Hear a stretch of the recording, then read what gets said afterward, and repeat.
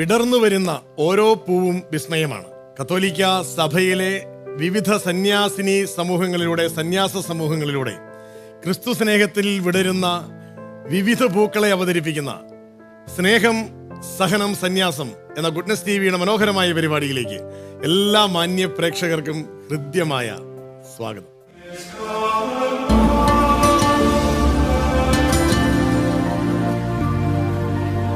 സന്യാസ സമർപ്പണ ജീവിതത്തിലേക്ക് കടന്നു വരുന്ന ജീവിതങ്ങൾ അവരുടെ സാധ്യതകൾ അടഞ്ഞു പോകുന്നു എന്ന് ആക്ഷേപിക്കുന്നവർക്ക് മുമ്പിൽ തങ്ങളുടെ കഴിവുകളും സിദ്ധികളും ലോകത്തിന്റെ നന്മയ്ക്ക് വേണ്ടിയും ദൈവമഹത്വത്തിനു വേണ്ടിയും സമ്പൂർണമായി സാധകം ചെയ്തെടുത്ത് വിജയകരമായി ഉപയോഗിക്കുന്ന ഒട്ടനവധി ആളുകളുണ്ട്. സംഗീതത്തിന്റെ വഴികളിൽ സമർപ്പിത ജീവിതത്തിൽ താളവും ഈണവും പകർന്ന് സുന്ദരമായ ഒട്ടനവധി ഗാനങ്ങളിലൂടെ മലയാളികളുടെ മനസ്സിൽ ചേക്കേറിയ സിസ്റ്റർ ലിൻസ് റാണി CMC കുന്നേൽ സുപരിചിതയാണ് ഗുഡ്നസ് TV പ്രേക്ഷകർക്ക്, കേരളത്തിലെ ലോകമെമ്പാടുമുള്ള മലയാളികൾക്ക്. തീർച്ചയായിട്ടും സ്വാഗതം ചെയ്യാം CMC സന്യാസിനി സമൂഹത്തിലെ ഇടുക്കി കർമ്മലഗിരി പ്രൊവിൻസിന്റെ അംഗമായ സിസ്റ്റർ ലിൻസ് റാണി കുന്നേൽ. സിസ്റ്റർ ലിൻസ് റാണി CMC ഇടുക്കി ജില്ലയിലെ തോപ്രാംകുടി ഇടവകയിൽ കുന്നേൽ ജോയ് മറിയംകുട്ടി ദമ്പതികളുടെ 6ാമത്തെ മകൾ, CMC കോൺഗ്രിഗേഷൻ അംഗം. സഭയുടെ പ്രധാന പ്രവർത്തന മേഖലയായ വിദ്യാഭ്യാസ മേഖലയിൽ പ്രവർത്തിച്ചു വരുന്നു. സ്ത്രീകളുടെയും കുട്ടികളുടെയും ഉന്നമനം ലക്ഷ്യം വെച്ചുകൊണ്ട് വിദ്യാഭ്യാസ പ്രേഷിതത്വത്തിൽ സജീവമാകുന്നു. ഇതിനോടൊപ്പം സംഗീതത്തിലൂടെയും തൻ്റെ പ്രേഷിത മേഖലയെ കൂടുതൽ ചൈതന്യമുള്ളതാക്കുന്നു. MA സൈക്കോളജിയും MSWയും പൂർത്തിയാക്കി. കൂടാതെ തിരുവനന്തപുരം സ്വാതി തിരുനാൾ സംഗീത കോളേജിൽ നിന്ന് ഗാനഭൂഷണവും പൂർത്തിയാക്കി. സംഗീതാധ്യാപനം, സാമൂഹ്യ പ്രവർത്തനം, കൗൺസിലിംഗ് എന്നീ മേഖലകളിലും സിസ്റ്റർ പ്രവർത്തിച്ചു വരുന്നു.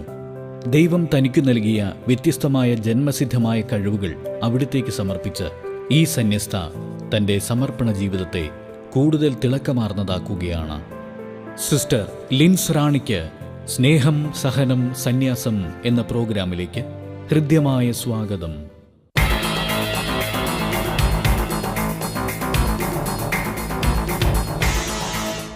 സംഗീത വഴികളിൽ ക്രിസ്തുവിന്റെ ഈണവും താളവുമായി സ്വന്തം ജീവിതമർപ്പിച്ച സിസ്റ്റർ ലിൻസ് റാണി ഇന്ന് ഗുഡ്നസ് ടിവിയുടെ സ്നേഹം, സഹനം, സന്യാസം എന്ന പരിപാടിയെ ധന്യമാക്കുകയാണ്. പ്രിയപ്പെട്ട സിസ്റ്റർ ലിൻസ് റാണി, ഒരിക്കൽ കൂടി സ്വാഗതം. ഇരിയും.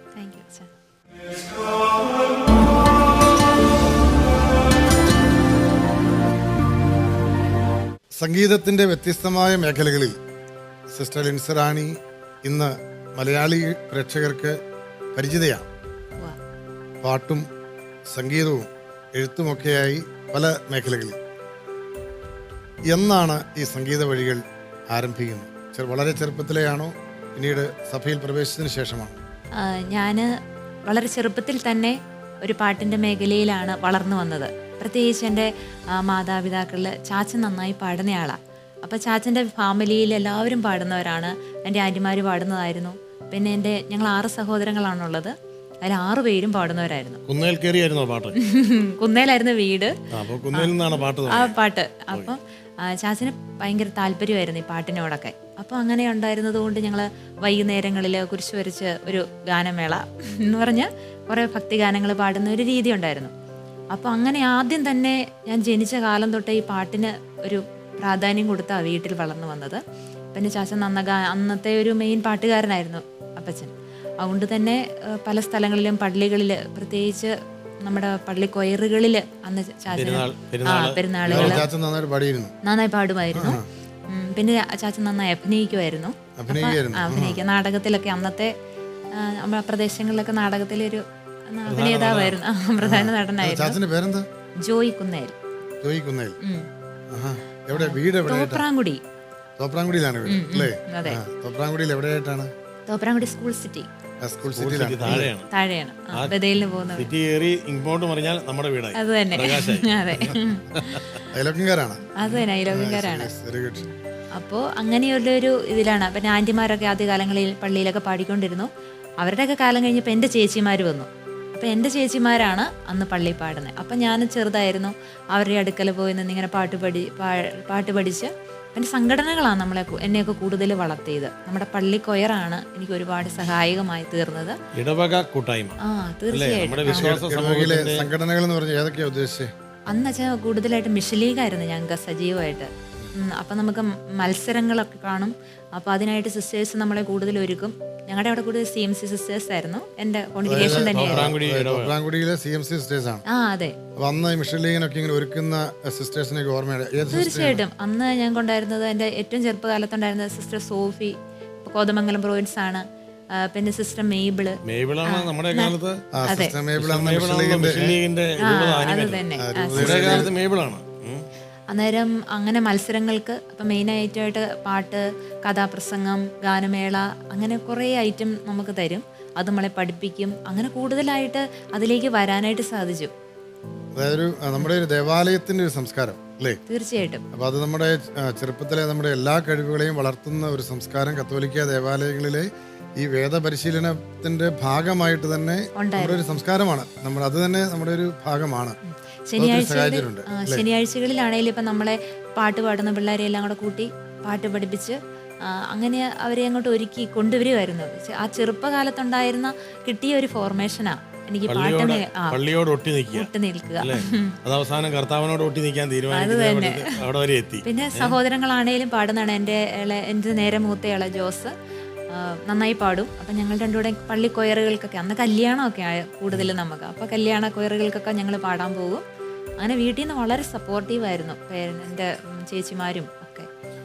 നമ്മളെ സംബന്ധിച്ചിടത്തോളം നമ്മളിങ്ങനെ സന്യാസ ജീവിതത്തിലേക്ക് വന്ന് ജീവിതം ഈശോയ്ക്ക് കൊടുത്ത് സഭയുടെ വിവിധ സേവന മേഖലകളിലൊക്കെ നമ്മൾ ശുശ്രൂഷ ചെയ്യുന്ന സമയത്തും നമ്മുടെ വീട്ടിൽ നമ്മൾ വളർന്ന ഒരു സാഹചര്യം അല്ലേ, ഈശോയ്ക്ക് ഏറ്റവും ഇഷ്ടപ്പെട്ട മക്കളായി മക്കളെ വളർത്തിയ മാതാപിതാക്കൾ അവരൊരു താളം, ഒരു ക്രൈസ്തവ ജീവിതത്തിന്റെ ഒരു താളം ഈ മക്കളിലേക്ക് പിന്നെ ഒരു ജനിതക പുണ്യമായിട്ട് പകർന്നു തരുന്നുണ്ട് അല്ലേ.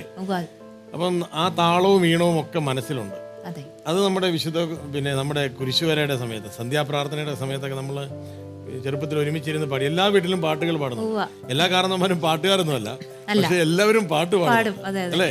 അപ്പം ഹൈറേഞ്ചിന്റെ ഒരു കൾച്ചർ ആണെന്ന് തോന്നുന്നു എല്ലാ വീട്ടിലും. ഹൈറേഞ്ചിന്റെ മാത്രമല്ല, എല്ലാ കുരിശുവര കഴിഞ്ഞിട്ട് നമ്മൾ എല്ലാവരും പാട്ടുകൾ എല്ലാവരും കൂടെ പാട്ട് പാടും. ലിൻസറാണി ഏതാണ് ഓർത്തിരിക്കുന്നത്? അങ്ങനെ നമ്മുടെ ചാച്ചൻ ഏറ്റവും ചെറുപ്പം തൊട്ട് പാടി തന്ന പാട്ട് ഏതാണ്? ഞങ്ങള് സാധാരണ വീട്ടിൽ സ്റ്റാർട്ട് ചെയ്യുന്നത് നിത്യസഹായ മാതാവ് എന്നുള്ള പാട്ടാ. ആ പാട്ട് പാടിയാണ് നമ്മള് ആ പാട്ടിന്റെ നാലുപേരും കൂടെ എല്ലാവർക്കും അറിയാവുന്ന പാട്ടാണ്. നിത്യസഹായ മാതേ, പ്രാർത്ഥിക്കാൻ ഞങ്ങൾക്കായി നീ, നിൻമക്കൾ ഞങ്ങൾക്കായി നീ, പ്രാർത്ഥിക്കാ സ്നേഹനാഥേ. ഈ ഈണത്തിൽ അലിഞ്ഞതാണ് നമ്മുടെ വിശ്വാസ ജീവിതം എന്ന് പറയുന്നത് അല്ലേ. മാതാവിനോടുള്ള ഈ ഒരു ഭക്തി, നമ്മുടെ ശനിയാഴ്ചത്തെ നവനാൾ പ്രാർത്ഥനയ്ക്കുള്ള യാത്ര. അപ്പൊ ഈ പറയുന്ന തോപ്രാംകുടിയുടെ അങ്ങേ കുഴിന്ന് ആ കുന്നു കയറി വരണ്ടായിരുന്നോ? എല്ലാ ദിവസവും പള്ളിയിൽ പോകാൻ എല്ലാ ദിവസവും പോകുമായിരുന്നു. ഞാൻ പഠിച്ചതൊക്കെ മര്യാദ സ്കൂളിലാണ് ഞാൻ LP സെക്ഷൻ പഠിച്ചത്. അപ്പൊ അന്ന് തൊട്ട് അവിടുത്തെ അതുകൊണ്ട് സ്കൂളിലും സിസ്റ്റേഴ്സ് ആയതുകൊണ്ട് നമുക്ക് നല്ലൊരു ഫോർമേഷൻ ഉണ്ടായിരുന്നു. അവിടെ മത്സരങ്ങൾക്കും ഒക്കെ കൊണ്ടുപോകാനും പറഞ്ഞു തരാനും ഒക്കെ കൂടുതൽ സമയം ഞാൻ സിസ്റ്റേഴ്സിന്റെ കൂടെയായിരുന്നു ചെലവഴിച്ചിരുന്നത്. ആണല്ലേ. ഈ മാതൃഭക്തിയിൽ വളരാനായിട്ട് ഈ പറഞ്ഞ കുടുംബ പ്രാർത്ഥന എത്രമാത്രം സഹായിച്ചു? പിന്നീട് മാതാവിന്റെ തന്നെ നാമധേയത്തിലുള്ള കർമ്മലിത്ത പാരമ്പര്യമുള്ള CMC സന്യാസ സമൂഹം തിരഞ്ഞെടുക്കാനും ഒക്കെ ഈ നിത്യസഹായ മാതാവിന്റെ ആ ഈണം വലിച്ചുകൊണ്ട് വന്നോ? തീർച്ചയായിട്ടും അച്ഛാ. അത് കൂടുതൽ പറയുകയാണെങ്കിൽ എൻ്റെ അമ്മച്ചിയെ ഞാൻ നന്നായി ഓർക്കുന്നത്. അമ്മച്ചിയുടെ പേരെന്താണ്? അമ്മച്ചി മറിയക്കുട്ടി. മറിയക്കുട്ടി പാടുവോ? മറിയക്കുട്ടി പാടുകയല്ല, മറിയക്കുട്ടി പാടിക്കും. മറിയക്കുട്ടിയുടെ പാട് പീഡകളാണ് മറിയക്കുട്ടി പാടില്ല, പക്ഷെ മറിയക്കുട്ടി ഭയങ്കര ഭക്തയാണ്. വളരെ ചാച്ചനിങ്ങനെ നല്ല ഇവർ രണ്ട് വ്യത്യസ്തമായ ഇതിലാണ്. ചാച്ചനിങ്ങനെ ഒരു എന്താ പറയുക, അപ്പൻ രാഷ്ട്രീയമൊക്കെ ഉണ്ടായിരുന്നു. അപ്പോൾ ആ ഒരു ലെവലിലായിരുന്നെങ്കിൽ അമ്മ വളരെ സൈലൻ്റ് ആണ്. അങ്ങനെ ചിട്ടയിലും ക്രമത്തിലും ഒക്കെ വളർത്തുന്ന ഒരു പഴയ അമ്മച്ചി. അപ്പം അമ്മ നന്നായി പ്രാർത്ഥിക്കും. പ്രാർത്ഥന അമ്മയുടെ ഒരു പ്രധാനപ്പെട്ട ഇതായിരുന്നു. അപ്പോൾ രാവിലെ ഏറ്റിരുത്തി ഞങ്ങളെ എല്ലാവരെയും കൂട്ടി പ്രാർത്ഥിപ്പിക്കുന്ന ഒരു ശീലമൊക്കെ അങ്ങനെ അമ്മയാണ് തന്നത്. അപ്പം അമ്മയുടെ ആ മാതൃഭക്തിയാണ് എനിക്ക് കൂടുതലായിട്ടും ഈ മാതാവ് എന്നാ പറഞ്ഞാലും അമ്മ പറയും എത്രയും നല്ല മാതാവ് ചെല്ല്, എത്രയും നല്ല മാതാവ് ചെല്ല്. അപ്പം നമുക്ക് അത് എപ്പോഴും അങ്ങനെ നമ്മുടെ അടുത്ത് വരുന്നവരോട് നമുക്ക് പറയാൻ തോന്നും, ആ മാതാവിനോട് പ്രാർത്ഥിച്ചാൽ നമ്മുടെ ഹൈറേഞ്ചിലെ അമ്മമാരുടെ ഏക പ്രാർത്ഥന എന്ന് പറയുന്നത് എത്രയും നീള മാതാവാണ്.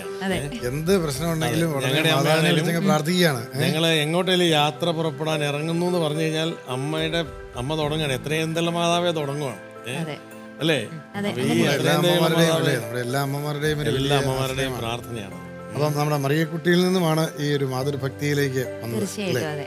അപ്പൊ ഏത് സമയത്താണ് ഒരു സന്യാസിനി ആകണം എന്നൊരു ചിന്ത വന്നത്? അച്ഛാ എനിക്ക് അങ്ങനെ ഒരു ആഗ്രഹം ഇല്ലായിരുന്നു. ശരിക്കും സന്യാസിയാണ്, ഒരു സിസ്റ്റർ ആകണമെന്ന് ചിലരൊക്കെ പറയാറുണ്ട്. വളരെ ചെറുപ്പത്തിലേ അങ്ങനെ ഒരു ആഗ്രഹം തോന്നിയെന്ന്. എനിക്ക് അങ്ങനെ ഒരു പെട്ടുപോയും തോന്നുന്നു. അല്ല, ഒരിക്കലും ഇല്ല. ഇനി കിട്ടിയാൽ ഇത് തന്നെ സ്വീകരിക്കുള്ളൂ. അത്ര സന്തോഷമാണ്. എപ്പോഴാണ് അങ്ങനെ ഒരു ട്രെയിനിങ് അങ്ങനെ തോന്നിയത്? ഞാൻ പറഞ്ഞില്ല, നമ്മൾ സംഘടനകളിലൊക്കെ ആയിരുന്നു. അപ്പം ഞാനൊരു 7ാം ക്ലാസ് മുതൽ 10ാം ക്ലാസ് ഈ മഠത്തിലേക്ക് വരുന്ന കാലം വരെ ഞാൻ ദേവികുളം, തിരുവനന്തപുരം റേഡിയോ നിലയങ്ങളിൽ പാടാൻ പോകുന്നുണ്ടായിരുന്നു. പിന്നെ നമ്മുടെ ശനിയാഴ്ചത്തെ കഥാപ്രസംഗം, അന്ന് ശനിയാഴ്ച കഥാപ്രസംഗം ഉണ്ട് റേഡിയോയിൽ. അതെ. അപ്പം അങ്ങനെ പോകുമായിരുന്നു. അങ്ങനെ അതിനൊക്കെ പോകുമായിരുന്നു. പിന്നെ കൂടുതൽ പുറത്ത് ഗാനമേളകൾ, പള്ളിക്കോയറുകൾ, പെരുന്നാളുകൾ, കല്യാണം, നമുക്കൊരു ഗ്രൂപ്പ് ഉണ്ടായിരുന്നു, ഡിവൈൻ ഓർക്കസ്ട്ര എന്ന് പറഞ്ഞൊരു ഗ്രൂപ്പ് ഉണ്ടായിരുന്നു. അതിനകത്തായിരുന്നു ഞാൻ പാടാൻ പോയിക്കൊണ്ടിരുന്നത്. നമ്മുടെ മുരിക്കാശ്ശേരിയില ഇപ്പൊ ഇല്ല, കുറെ പേരൊക്കെ പിരിഞ്ഞൊക്കെ പോയി. അന്നത്തെ ആയിരുന്നു. അപ്പം അങ്ങനെ ഞങ്ങൾ പൊയ്ക്കൊണ്ടിരുന്നതിനാൽ ഈ പാട്ടിന്റെ മേഖലയായതുകൊണ്ട് ആരും അങ്ങനെ ഞാനൊരു മടത്തി പോകുന്നതിനെ കുറിച്ചൊന്നും അങ്ങനെ അത്ര പറഞ്ഞില്ല. ചാച്ചന് കൂടുതൽ താല്പര്യം എന്നെ ഒരു പാട്ട് പഠിപ്പിക്കുക, പാട്ടിന്റെ മേഖലയിലേക്ക് വിടാനായിരുന്നു. അപ്പം അങ്ങനെ ഇരുന്ന് കഴിഞ്ഞപ്പോൾ കൂടുതലായിട്ടും ഈ പാട്ട് പരിപാടികളൊക്കെ, പക്ഷേ സിസ്റ്റേഴ്സ് ആണെങ്കിലും അവർക്ക് ഞാൻ ഈ പാട്ടിൻ്റെ മേഖല ആയതുകൊണ്ട് എല്ലാവരും ഓർത്തുകൊണ്ടിരുന്നത് ആ ലെവലിലുള്ള ഒരു സിസ്റ്റർ ആകാൻ പോകണമെന്നുള്ളൊരു ആഗ്രഹം. പക്ഷേ എനിക്ക് അന്ന് ഞാൻ സംസ്ഥാന മത്സരത്തിലൊക്കെ പങ്കെടുക്കുമായിരുന്നു. നമ്മുടെ കഥാപ്രസംഗം പറഞ്ഞ എൻ്റെ ഐറ്റം സ്കൂളിൽ നിന്ന്. അപ്പം കഥാപ്രസംഗ വേദികളിൽ സജീവ സാന്നിധ്യമായിരുന്നു. അതെ. അല്ലേ? അപ്പൊ ഏത് കഥാപ്രസംഗമാണ് ഒരു പക്ഷേ സംസ്ഥാന തലത്തിലൊക്കെ അവതരിപ്പിച്ചെന്ന് പറഞ്ഞു, അതിനകത്ത് ഏതാണ് കൂടുതലായിട്ട് ഇപ്പോൾ ഓർക്കുന്നത്? യൂതിത്ത കൂടുതൽ ബൈബിൾ കലോത്സവങ്ങൾക്കും. ചെസ് നമ്പർ ഏതായിരുന്നു? പലത് മാറി വരുമല്ലോ. Chess number 7. കേരളത്തിലെ പേരെന്താണ്? ലിൻസി തോമസ്. കുമാരി ലിൻസി തോമസ് അവതരിപ്പിക്കുന്നു.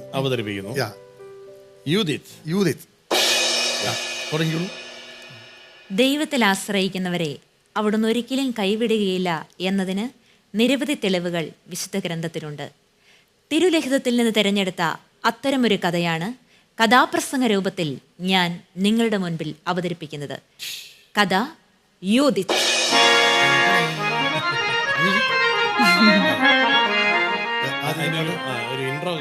ബത്തൂലിയാ ബത്തൂലിയാ ജെറുസലേമിൻ അഭിമാനം, ഇസ്രായേലിൻ പ്രിയ നഗരം ബത്തൂലിയ ബത്തൂലിയ ബത്തൂലിയ.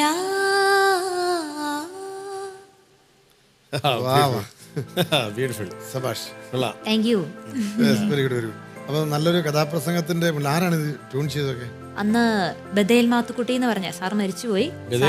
ബദേൽ മാത്തുക്കുട്ടി സാറ് ഒരുപാട് എനിക്ക് ഏതാണ്ട് ഈ റേഡിയോയിൽ പറയാനൊക്കെ ആയിട്ട് ഏതാണ്ട് 20-25ഓളം കഥാപ്രസംഗങ്ങൾ ഞാൻ ചെയ്തിട്ടുണ്ട്.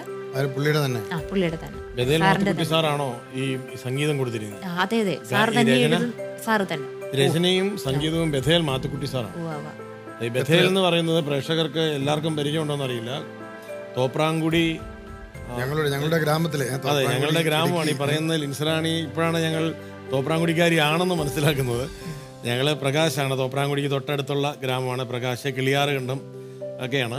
അതെ, ഞങ്ങളുടെ ഇടവകളാണ്. തോപ്രാംകുടി അയലോക്ക് ഇടവകയാണ്. ഇപ്പം ഈ പറഞ്ഞ CMC കോൺവെന്റാണ് ഞങ്ങളെയും ചെറുപ്പത്തിൽ സഹായിച്ചിട്ടുള്ളത്. സിസ്റ്റർ സുനാമിയൊക്കെയാണ് ഞങ്ങളെ സഹായിച്ചിട്ടുള്ളത്. അപ്പോൾ ഈ ബഥേൽ എന്ന് പറയുന്നത് തോപ്രാംകുടിക്ക് തൊട്ടടുത്തുള്ള ഒരു ഗ്രാമമാണ്, കുഗ്രാമമാണ്. അവിടെയുള്ള ഒരു മഹാനായ ഒരു, അതെ, ഇത്രയും വലിയൊരു സംഗീതജ്ഞൻ, ഒരു കലാകാരൻ അവിടെ ഉണ്ട് എന്നറിയുന്നത് അല്ലേ? അദ്ദേഹം 2 വർഷം മുമ്പ് മരിച്ചുപോയി. എത്ര വർഷമായി? 2 വർഷമായി. 2 വർഷമായി. എത്ര വയസ്സ് വരെ ജീവിച്ചു അദ്ദേഹം? സാറ് 60 വയസ്സെടുത്ത് ഉണ്ടാവുമായിരുന്നു. അത്രേ ആയിട്ടുള്ളൂ അല്ലേ? അപ്പൊ അതായത് എത്ര കഥാപ്രസംഗങ്ങൾ ഇങ്ങനെ എനിക്ക് ചിട്ടപ്പെടുത്തിയിട്ടുണ്ട്? തന്നെ 20ഓളം കഥാപ്രസംഗങ്ങൾ സാറ് ചിട്ടപ്പെടുത്തിയിട്ടുണ്ട്. ഗ്രേറ്റ്. അറിയപ്പെടാതെ പോയ കലാകാരന്മാരെന്നൊക്കെ പറയുന്ന പോലെ ഒരുപാട് ആള് തന്നെയാണ് ലളിതഗാനങ്ങള്, സമൂഹ ഗാനങ്ങള്, നാടകങ്ങള്. ലളിതഗാനങ്ങൾ പുള്ളി ചിട്ടപ്പെടുത്തിയിട്ടുണ്ട്. ഉവ്വ. ഓർക്കുന്നുണ്ടോ അത് ഒരെണ്ണം? സാറിന്റെ അത്രയായിട്ട് ഞാൻ ഓർക്കണം. ഓക്കെ. ആ രീതിയിൽ ആ ഒരു ഗ്രാമത്തെ മാത്രമല്ല ആ ഒരു നാടിനെ തന്നെ അല്ലേ അതെ. സംഗീതത്തിൽ വളർത്താനായിട്ട് ജീവിതം അന്നൊക്കെ നമ്മുടെ ഹൈറേഞ്ചിൽ ഇതുപോലെയുള്ള സംഗീതജ്ഞനുണ്ടായിരുന്നു. അതുകൊണ്ട് ആ ബദേൽ എന്ന് പറഞ്ഞെടുത്ത് ഇപ്പോഴും അതിന്റെ ഒരു ശാഖ പോലെ ആ കടന്നു വന്ന കുട്ടികള്, അവരുടെ മക്കള്, അങ്ങനെ ആ പാട്ട് ഇപ്പോഴും നിലനിൽക്കുന്നുണ്ട്. ആ അദ്ദേഹത്തിന്റെ choir. മക്കൾ ആരെങ്കിലും ഇപ്പം സംഗീത വഴിയിലുണ്ടോ? മക്കളല്ല, സാറ് പഠിപ്പിച്ച കുട്ടികൾ ഒരുപാട്, ആൻഡോ എന്നൊക്കെ പറഞ്ഞ ഒരുപാട് പേരുണ്ട്. പള്ളിക്കൊയറുകൾ അവർ സാധാരണ എല്ലാ ക്രിസ്മസ് കരോൾ ഗാന മത്സരങ്ങൾക്ക് ഫസ്റ്റ് മേടിക്കുന്ന ഒരു ഗ്രൂപ്പാണ് ബദേൽ ഗ്രൂപ്പ് ആ പ്രദേശത്ത്. ഈ വെതേൽ മാത്തുക്കുട്ടി സാറിന്റെ ഒരു തീർച്ചയായിട്ടും അതെ. ആ. മാത്തുക്കുട്ടി സാറിന്റെ ഓർമ്മകൾക്ക് മുമ്പിൽ അതെ നമുക്ക് വലിയ പ്രണാമം. നമുക്ക് പ്രണാമം. നമ്മളൊന്നും അറിയാതെ പോയ നമ്മുടെ നാടിന്റെ അതെ. ഒരു സംഗീത മനസ്സാണ് അല്ലേ?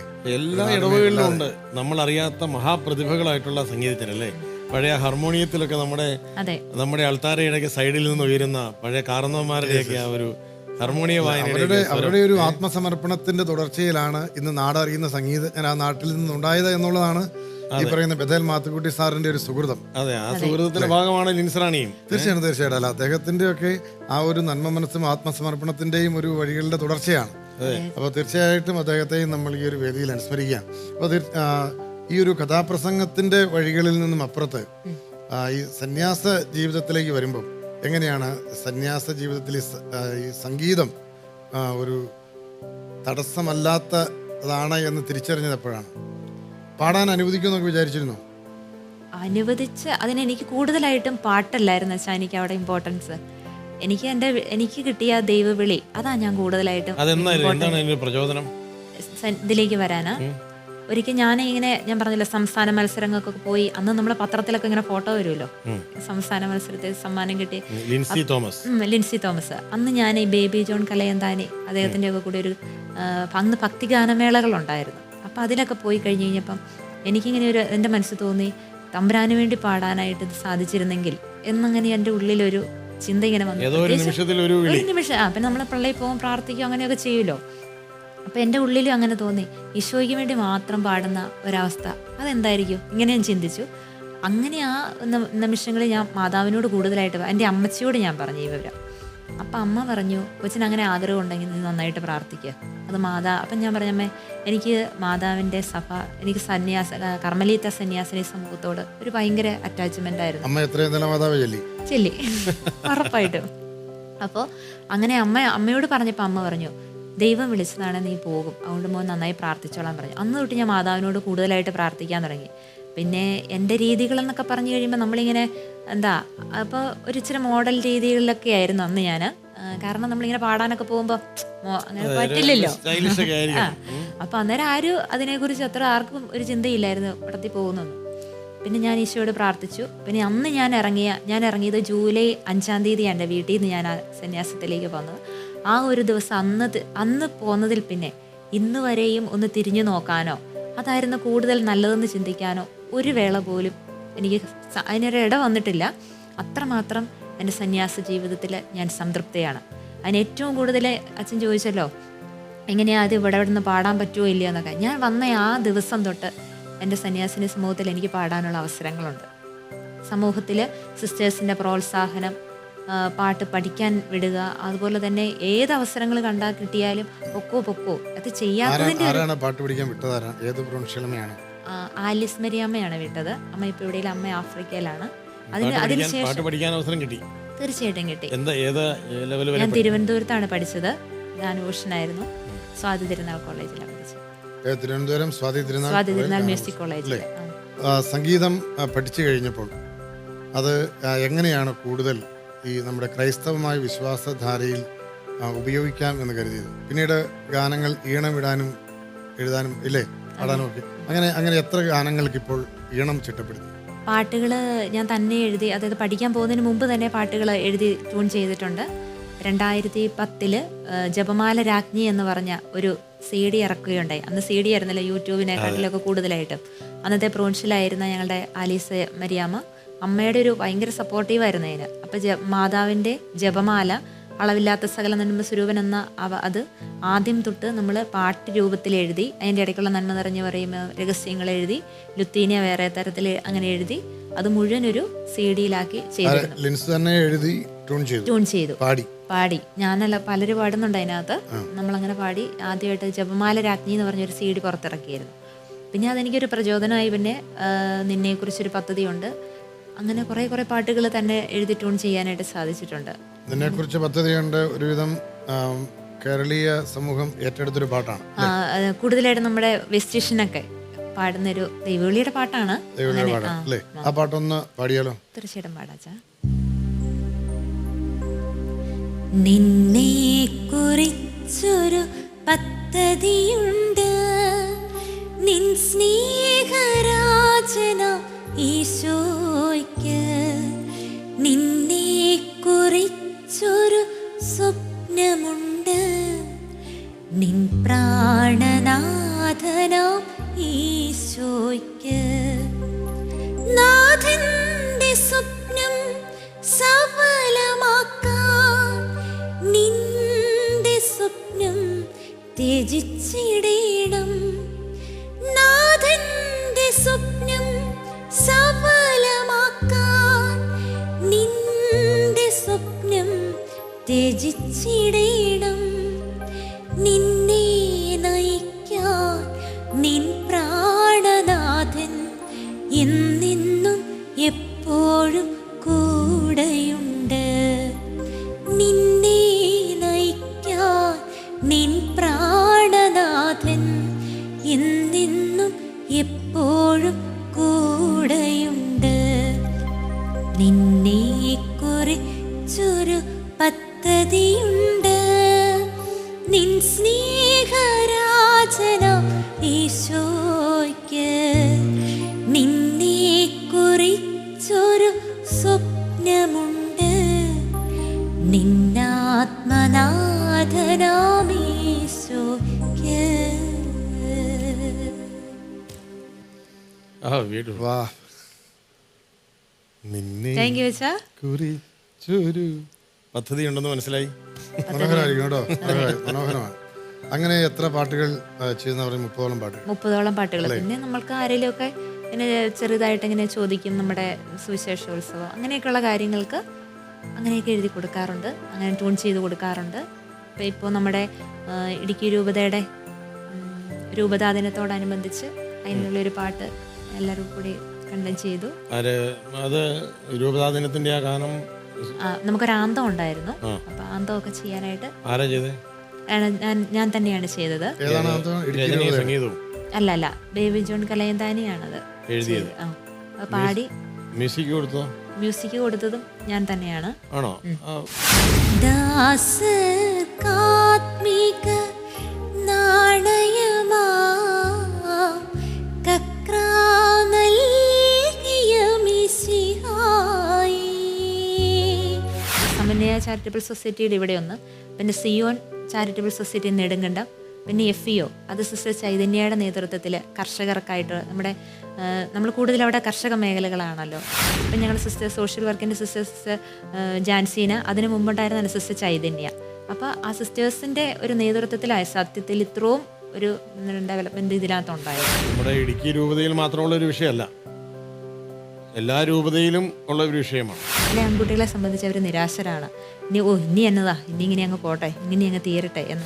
വിവാഹം കഴിക്കാനായിട്ട് പെണ്ണിനെ കിട്ടാത്ത ചെറുപ്പക്കാരെ സ്വാഭാവികമായിട്ടും ഈ പിന്നെ ലാറ്റിൻ സമൂഹത്തിൽ നിന്ന് മാത്രമല്ല, മലങ്കര സമൂഹത്തിൽ നിന്ന് മാത്രമല്ല, മറ്റ് സംസ്ഥാനങ്ങളിൽ നിന്നുള്ള പെൺകുട്ടികളെ സ്വീകരിക്കാൻ തയ്യാറാകണം.